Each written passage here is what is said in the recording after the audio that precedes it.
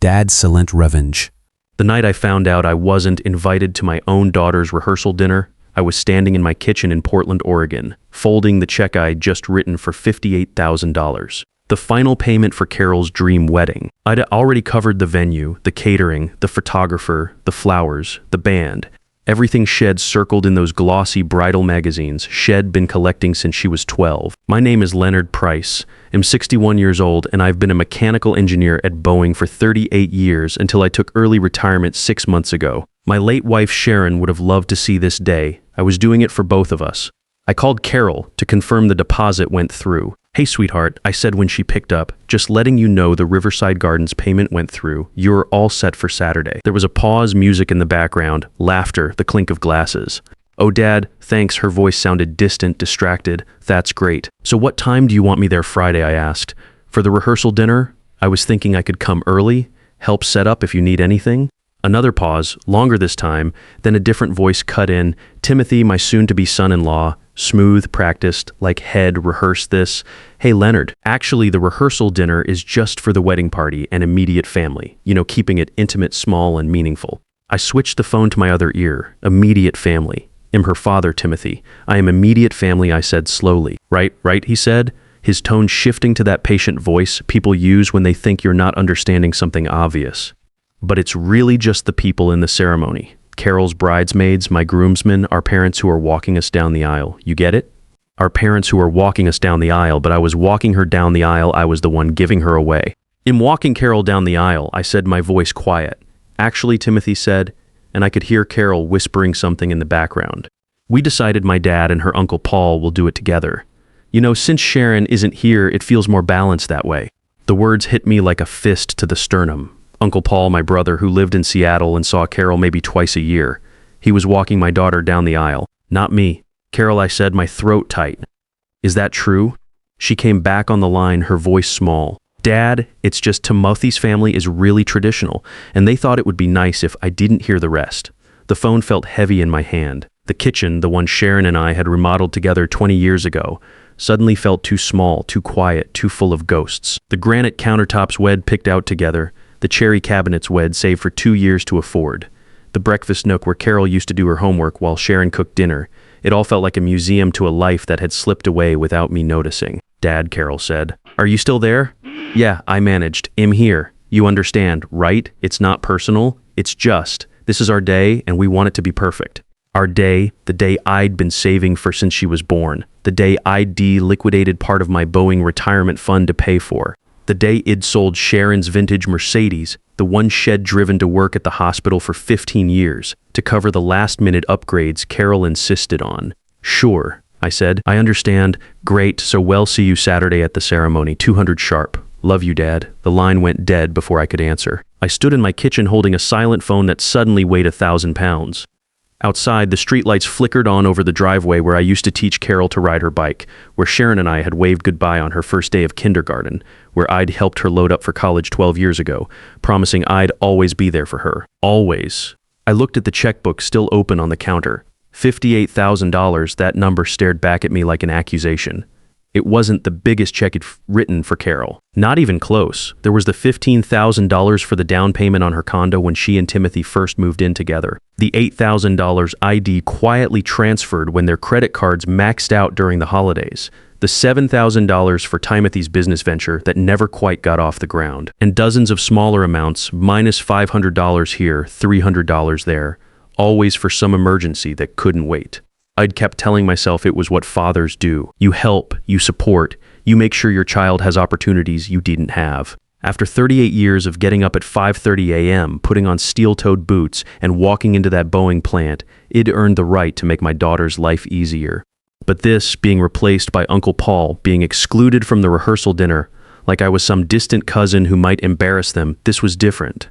I didn't sleep that night. I sat in Sharon's old reading chair, the one with the needlepoint cushion Shed made during her chemotherapy treatments, and stared at our wedding photo on the mantle. We'd gotten married at City Hall with 2 witnesses and $20 between us. No catering, no band, no Riverside Gardens, just love and a promise. And we'd kept that promise through my engineering salary and her nursing shifts, through the miscarriage before Carol, through my mother's long illness, through Carol's college years and Sharon's cancer. But somewhere along the way, Id made a different kind of promise to Carol, an unspoken one, that I would always say yes, always write the check, always be the safety net. And Shed learned to count on it the way you count on gravity. The morning after the phone call, I woke up early. For years, that was Sharon's habit, not mine. She used to say, the quiet before the world wakes up is when you hear yourself think clearly. ID never understood that until I found myself at my kitchen table at 6:15, staring at my bank statements spread across the surface like evidence of a crime I didn't remember committing. I'd been tracking my finances carefully since Sharon passed 3 years ago. When you're living on early retirement and Boeing pension, you have to. But as I looked at the numbers now, really looked at them, I saw something I'd been too guilty to admit before. In the 3 years since Carol met Timothy, I'd given them $82,000. I wrote it down on a piece of paper, like seeing it in my own handwriting might make it less real. $82,000 was more than I'd earned in 2 years of engineering work. It was the down payment on the house Sharon and I had saved 5 years to afford. It was Carol's entire college fund. The one Wed started when she was born, carefully depositing $50 every month for 18 years. And for what? So I could be excluded from her wedding party like some embarrassing relative they were ashamed of. I picked up my phone. There were 3 text messages from Carol, all sent after midnight. Dad, you're not mad, right? Timothy's family is just really particular about these things. Love you. Can't wait for you to see me walk down the aisle. Everything's going to be perfect on Saturday. Walked down the aisle with Uncle Paul and Timothy's father, while I sat in a pew like any other guest. Everything perfect except for the man who'd paid for it all. That's when I knew something inside me had broken. Not in a loud, dramatic way, but quietly, finally, like an old rope that's been fraying for years and has reached its last thread. I opened my laptop and logged into my bank account, the joint checking account I'd set up years ago. The one that was supposed to be for emergencies, the one Carol had access to for when she really needed help. The balance was $3,247. It should have been closer to $20,000. I clicked on the transaction history. $500 withdrawal, emergency car repair, $1,200 withdrawal medical bill, $2,100 withdrawal, surprise tax payment, all within the last month, all while I was writing checks for wedding costs. All without a phone call to ask, just the automatic assumption that my money was her money. I closed my eyes and let the truth wash over me like cold water. She wasn't just taking my money. She was taking it while actively excluding me from her life. I was good enough to fund the party, but not important enough to attend it. I picked up the phone and called my bank. First National, this is Kevin. How can I help you? Hi, Kevin. This is Leonard Price. I need to remove someone from my joint checking account. There was a pause, the sound of typing. All right, Mr. Price, let me pull up your account. Can I ask who you're removing, my daughter? The words came out easier than I'd expected. Maybe because they felt like the first honest thing I'd said in months. I spent the rest of that morning making calls. The bank, my investment advisor, my credit card companies, every account where Carol had access, every automatic transfer ID set up to make her life easier. I closed them all. With each call, I felt a little lighter, like I was shedding weights I'd been carrying for so long I'd forgotten they weren't part of me. When I finished, my hands were steady for the first time in hours. The house felt different too. Not empty, but mine again. That afternoon, I drove to a coffee shop across town, one where I knew I wouldn't run into anyone I knew, and ordered a black coffee I didn't really want. I just needed to be somewhere that wasn't my house, somewhere that didn't echo with Sharon's absence and Carol's betrayal. I was halfway through the coffee when my phone rang. Carol, I stared at the screen, watching it vibrate against the table. Part of me wanted to ignore it, but old habits die hard. Hello, Dad? Her voice was tight, angry. What did you do? I took a sip of coffee, surprised at how calm I felt. What do you mean the bank called me? They said you removed me from your accounts, all of them. That's right, why would you do that? She wasn't asking. She was demanding, like a child who'd been told she couldn't have ice cream for dinner. Because not a bank, Carol. Your father. I don't understand what that's supposed to mean. I set the coffee down carefully, watching the steam rise from the surface. It means done being treated like an ATM with a heartbeat. That's not fair, she said, her voice rising. People at nearby tables glanced over. We needed that money. Timothy's business is just getting started and we have expenses. We're trying to build a life together. So do I, and I already built my life, Carol. I worked 38 years at Boeing, saved every penny I could, took care of your mother through cancer, put you through college debt-free, and helped you get started as an adult. I've done my job, you're retired. What expenses do you have? I laughed, a bitter sound that surprised even me. I'm 61, Carol, not dead. I have a mortgage, utilities, medical bills, car insurance. I have a life that doesn't revolve around funding yours. You have plenty of money, she shot back. You're just being petty because of the rehearsal dinner thing? Petty? The word landed like a slap. The rehearsal dinner thing? I repeated slowly. You mean the part where you replaced me with Uncle Paul, where you decided I wasn't important enough to be part of your wedding party after I paid $58,000 for it. It's not about importance. It's about tradition. Timothy's family, I paid $58,000 for your wedding, Carol. $58,000, that's not tradition. That's a down payment on a house. That's a new car. That's 2 years of my pension. Silence on the other end. I could hear her breathing, probably realizing for the first time that her words had consequences. And you know what? I continued, my voice steady. I was happy to do it. I wanted to do it because you're my daughter and I love you, but I'm not paying for the privilege of being treated like I don't matter. Dad, you're overreacting. No, I said, I'm finally reacting appropriately. What's that supposed to mean? It means the bank is closed, Carol, permanently. I could hear her breathing, fast and shallow.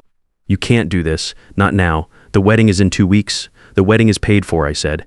Every penny. You'll have your perfect day. We need money for the honeymoon, she said. Her voice shifting softer now, pleading, we were counting on you to help with that. You always said you'd help us get started. I've given you $82,000 in 3 years, Carol. You're started, 82. She sounded genuinely shocked. That can't be right. It's right. I have the records, every check, every transfer, every time you called with an emergency that couldn't wait. Another long silence. When she spoke again, her voice was different.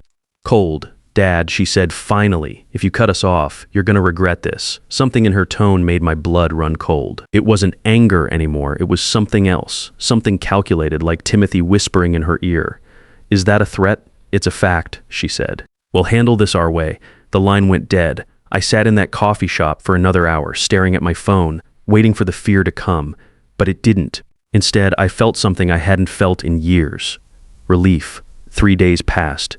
Quiet days. I worked in the garden Sharon had loved, fixing the loose board on the back deck, organizing the garage, small normal things that made me feel like I was reclaiming pieces of my life. The roses were blooming, the ones Sharon had planted the year before she got sick. Pink ones by the kitchen window, white ones along the fence. ID kept them alive through pure stubbornness, not wanting to let another part of her disappear. Then on Thursday morning, the doorbell rang. I opened it to find a man in his 40s, expensive suit, leather briefcase, the kind of polished smile that doesn't reach the eyes. Leonard Price? Yes. He reached into his briefcase and pulled out a manila envelope. You've been served. My stomach dropped. Served with what? A lawsuit. Your daughter and her fiancé are suing you for breach of oral contract and promissory estoppel. They're seeking reimbursement for financial commitments you allegedly promised but failed to deliver. He handed me the envelope and walked away, leaving me standing in my doorway holding the thing like it was contaminated. A lawsuit, my own daughter was suing me. I went inside, closed the door, locked it, and sat at the kitchen table. My hands shook as I opened the envelope. Complaint for breach of contract. Plaintiffs Carol Price and Timothy Hayes. Defendant Leonard Price. I scanned the pages, my vision blurring. The defendant made repeated verbal promises to provide financial support for the plaintiff's wedding and honeymoon. The plaintiffs relied on these promises in good faith, making commitments they cannot now fulfill. The defendant willfully and maliciously withdrew promised support. Amount sought $25,000 for honeymoon expenses, emotional distress, and breach of trust. I read it 3 times before the words started to make sense. They weren't just asking for honeymoon money. They were asking for damages. They were asking for emotional distress, for the crime of stopping them from draining me dry. My phone rang. Unknown number. I answered anyway. Mr. Price, this is Joyce Thompson, attorney at law. I'm calling because a colleague mentioned your situation. Do you have legal representation? How did you know about this? Small legal community, she said, and cases like yours are more common than you'd think. May I ask, have you been served yet 20 minutes ago, and you're alone? I looked around my empty kitchen. The wedding photo magnets on the refrigerator, Carol's college graduation picture on the counter. The family vacation shots from when she was still young enough to think her old man was a hero. Yes. Would you be willing to meet with me this afternoon? No charge for the consultation. 2 hours later, I was sitting across from Joyce Thompson in her downtown office. She was maybe 50 sharp eyes behind frameless glasses and the kind of calm presence that made you feel like things might actually be okay. Her office was on the 15th floor of a building downtown with windows that looked out over the Willamette River. Professional but not intimidating. She read through the complaint, making notes, her expression unchanging, while she said finally, setting the papers down. This is textbook financial elder abuse disguised as a contract dispute. Elder abuse, I repeated, M61. You're over 55, you're a widower, and you have adult children making financial demands under threat of legal action. That's elder abuse. She leaned forward. Tell me everything, start from the beginning. So I did. The wedding costs, the years of support, the joint accounts, the rehearsal dinner, the exclusion, the threat, all of it. She listened without interrupting, taking notes in precise handwriting. When I finished, she sat back. Mr. Price, do you have documentation? Everything? I keep detailed records for the first time, she smiled. Good, because we're not just going to defend this lawsuit, we're going to destroy it. She pulled out a legal pad. Here's what's going to happen. They're claiming you made promises, but a promise to give a gift, even a specific amount, isn't legally enforceable unless it's in writing. And even if it were, you've already given them tens of thousands of dollars. Any reasonable person would say you've more than fulfilled any moral obligation. But they're saying emotional distress. They're saying that because they're desperate, Joyce said. People who file suits like this are usually in financial trouble and see a parent as an easy target. They expect you to fold because you love your daughter and don't want the embarrassment of a lawsuit. I'm not folding. I can see that. She made another note. Well, file a response denying all claims, then counterclaim for harassment and abuse of process. And if they really want to push this, demand they repay every penny you've given them over the past 3 years. My head spun. Is that possible? If we can prove the money was given under duress or with the expectation of repayment? Yes. Did you ever tell them you expected to be paid back? No. I told them it was to help them get started. And did they promise you anything in return? I thought about it. Carol used to say, when Timothy's business takes off, we'll take care of you, Dad. You'll never have to worry. Things like that. Joyce's pen moved faster. Perfect. That's consideration that makes it potentially a loan, not a gift. She looked up. Mr. Price, I'm going to be direct with you. This is going to get ugly. Your daughter is going to say things about you in legal documents that will hurt. She may try to claim you're incompetent, that you're manipulating the situation, that you're bitter about the wedding. Are you prepared for that? I thought about the rehearsal dinner, about Uncle Paul walking my daughter down the aisle, about the $58,000 check and the casual cruelty of just immediate family. Yes, I said. Unprepared. Over the next week, Joyce and I built my case. Every bank statement going back 3 years, every text message where Carol asked for money, every email where I said yes, every withdrawal from the joint account. The paper trail was devastating. $15,000 condo down payment, $8,000 credit card bailout, the $7,000 failed business investment, $58,000 wedding costs, dozens of smaller amounts. $500 here, $1,200 for a surprise tax bill that probably didn't exist. We organized it all in a thick binder with tabs and highlights. Joyce called it our nuclear option. If they push this to court, she said, we show the judge exactly what kind of people they are. But I hoped it wouldn't come to that. Part of me still believed Carol would come to her senses, that she'd drop the lawsuit, apologize, try to rebuild what we'd broken. That hope died the following Tuesday. I was pulling weeds in the front garden when a car pulled up, Carol's silver Honda. She got out, sunglasses on despite the overcast sky, and walked toward me like she owned the sidewalk. We need to talk, she said. I stood up, brushing dirt from my knees. I have a lawyer now, Carol. You should talk to her. I'm not here about the lawsuit, she crossed her arms. I'm here about the wedding. My chest tightened. What about it? She took off her sunglasses, and I saw her eyes were red, but I couldn't tell if it was from crying or anger. Timothy and I have been talking, she said. And we've decided maybe it's better if you don't come. The world tilted. Don't come to your wedding. It's going to be awkward now with everything that's happening. The lawsuit, you cutting us off, making this whole thing about money. We don't want that energy on our special day, making it about money. I repeated, my voice quiet. Carol, you're the one suing me for $25,000 because you promised. She snapped. You've always promised to be there for me. And now when we actually need you, you're being selfish. There was that word again. After 38 years of getting up before dawn, after putting her through college, after giving her $82,000, I was selfish for wanting to be treated with basic respect. I've given you nearly everything I have, I said. And we're grateful, she said. But her tone suggested otherwise, but that doesn't mean you get to control our lives. This is our wedding, our day, our decision. I paid for it. So what? You think that buys you the right to judge us? To embarrass us by making a scene? I haven't made any scenes, Carol. I just stopped saying yes to every demand. She stepped closer. You know what? Fine. Keep your money, keep your petty little boundaries, but don't expect to be part of our lives anymore. Timothy's family warned me about this. They said you'd try to manipulate me, use money to control me. I didn't believe them, but I was wrong. Each word hit like a physical blow. I have never tried to control you, I said quietly. Then why are you doing this? Why are you ruining the happiest time of my life? Because your father, not your piggy bank. She stared at me, and for just a second I saw something flicker in her eyes. Uncertainty maybe, or recognition, but it vanished as quickly as it came. Don't come to the wedding, she said again. I'll have your name removed from the guest list. She turned and walked back to her car. I stood in my garden, dirt under my fingernails, watching my daughter drive away. The sun had broken through the clouds, casting long shadows across the lawn Sharon and I had planted together 30 years ago. And I realized something. I'd already lost her, maybe a long time ago. Maybe the moment Timothy convinced her that love could be measured in dollar signs. That night, I called Joyce. She uninvited me from the wedding. There was a pause. I'm sorry, Leonard. Don't be. I think it clarifies things.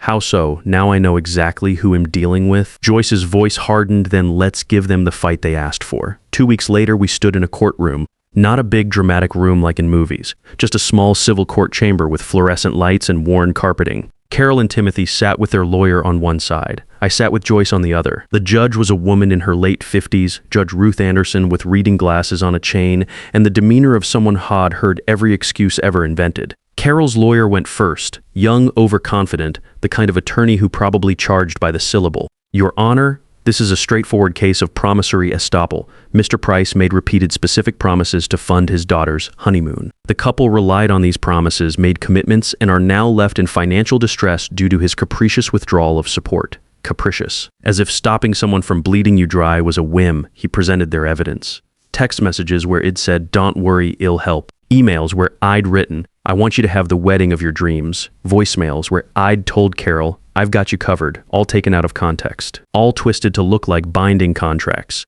Then Carol testified. She wore a pale blue dress, hair pulled back, minimal makeup, the picture of a wounded daughter. "My father has always been my rock," she said, her voice trembling.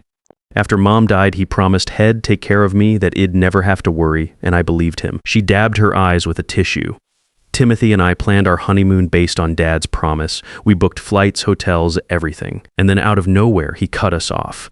Said horrible things about Timothy's business, accused us of using him." She looked directly at me. "I don't understand what happened to my father. It's like he became a different person." Judge Anderson wrote something down. Then it was our turn. Joyce stood, calm and precise. "Your Honor, the plaintiffs would have this court believe that Mr. Price is a callous father who abandoned his daughter. Nothing could be further from the truth." She opened our binder. "Over the past 3 years, Mr. Price has given the plaintiffs $82,000. Not lent, given with no expectation of repayment and no written agreement." She walked Judge Anderson through the documentation. "Every check, every transfer, every time ID said yes. This is not a man who fails to support his daughter," Joyce said. "This is a man who was systematically exploited until he finally said enough." Then I testified. I told the judge about the rehearsal dinner, about being replaced by Uncle Paul, about the joint account withdrawals I never authorized, about the threat Carol made when I closed the accounts. "Your Honor," I said, "I would have given my daughter anything. I did give her everything. But the moment I stopped, she sued me. That's not a daughter seeking her father's support. That's someone who sees me as a resource to be extracted." The courtroom was quiet when I finished. Judge Anderson removed her glasses. "Let me make sure I understand," she said, looking at Carol's lawyer. "Your clients received $58,000 for a wedding, $15,000 for a condo, and multiple other payments totaling nearly $82,000 over 3 years. And now they're suing for an additional $25,000 because Mr. Price declined to fund their honeymoon. Your Honor, the promises were made, alleged promises." The judge interrupted. "Verbal statements of support are not legally binding contracts, especially when, as Mr. Price's counsel has demonstrated, he has already provided substantial financial assistance far exceeding any reasonable expectation." She looked at Carol and Timothy. "I see this pattern frequently. Adult children who have become accustomed to parental support and view it as an entitlement rather than a gift. When that support is withdrawn, they retaliate legally." Timothy shifted in his seat. Carol stared at her hands. "This court categorically denies the plaintiff's claim." Relief flooded through me, but she wasn't finished. Furthermore, she continued, "I'm troubled by the timing and nature of this lawsuit. Filing a claim for emotional distress while simultaneously excluding the defendant from a wedding he fully funded suggests this action was brought in bad faith." She looked at Carol's lawyer. "I'm ordering the plaintiffs to pay Mr. Price's legal fees, and am referring this matter to Adult Protective Services for review as potential financial elder abuse. Carol's face went white. Timothy started to stand, but his lawyer pulled him back down. The gavel came down. Court is adjourned. In the hallway afterward, Joyce shook my hand. "You did it, Leonard. We did it. I corrected." Through the courtroom doors, I could see Carol and Timothy arguing in hushed, angry voices. Their lawyer was packing his briefcase with sharp, frustrated movements. "Do you think she'll ever understand?" I asked Joyce. She looked at the arguing couple and shook her head. "Some people never do, but that's not your responsibility anymore." She was right. I walked out of that courthouse into the bright Portland afternoon. The air smelled like rain and fresh cut grass. Somewhere nearby, a food cart was selling coffee and pastries.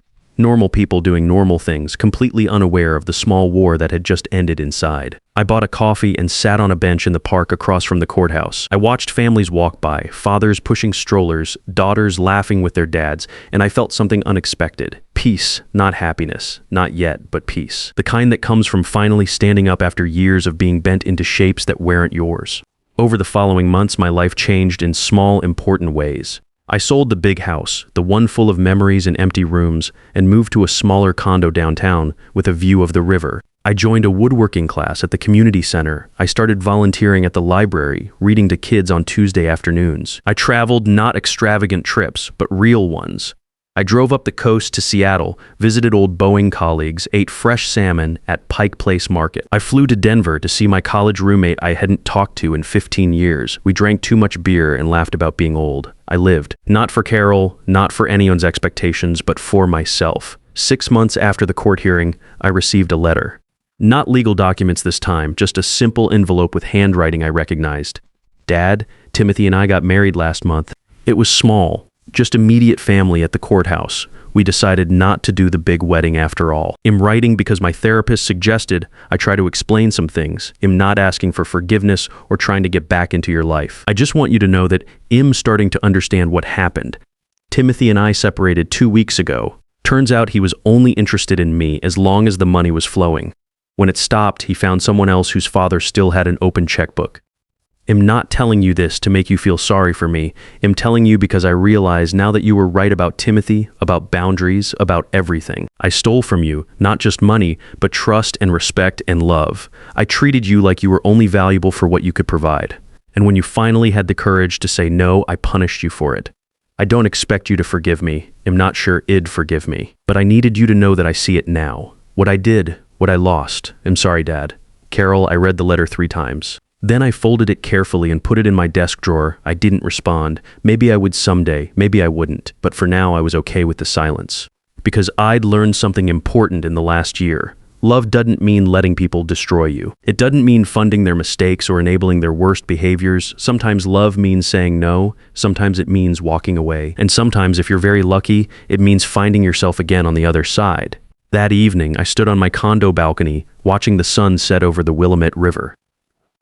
The sky burned orange and pink, reflecting off the water in colors Sharon would have loved. I thought about her sometimes, wondered what she'd think of all this. Part of me believed she'd be proud, not of the lawsuit or the pain, but of the man who finally learned to value himself. I raised my coffee cup to the sunset, to Sharon, to second chances. My name is Leonard Price. I'm 61 years old, and for the first time in years, my life belongs to me. Because the hardest lesson I learned at 61 wasn't about money or family betrayal. It was that setting boundaries isn't selfish, it's survival. And sometimes the greatest gift you can give someone isn't another check, but the chance to learn what happens when the checks stop coming. I discovered that love without limits isn't love at all, it's just fear dressed up as generosity. The day I stopped being an ATM with a heartbeat was the day I started being a father worth respecting. Turns out the best investment I ever made wasn't the $82,000 I gave away, it was the courage to stop giving it. I learned that enabling someone's worst behavior in the name of love isn't protecting them, it's destroying both of you $1 at a time. At 61, I finally understood what Sharon always knew. Real love teaches people to stand on their own, not lean on you until you break. The moment I chose my dignity over my daughter's demands was the moment I became the father she actually needed, not the one she wanted.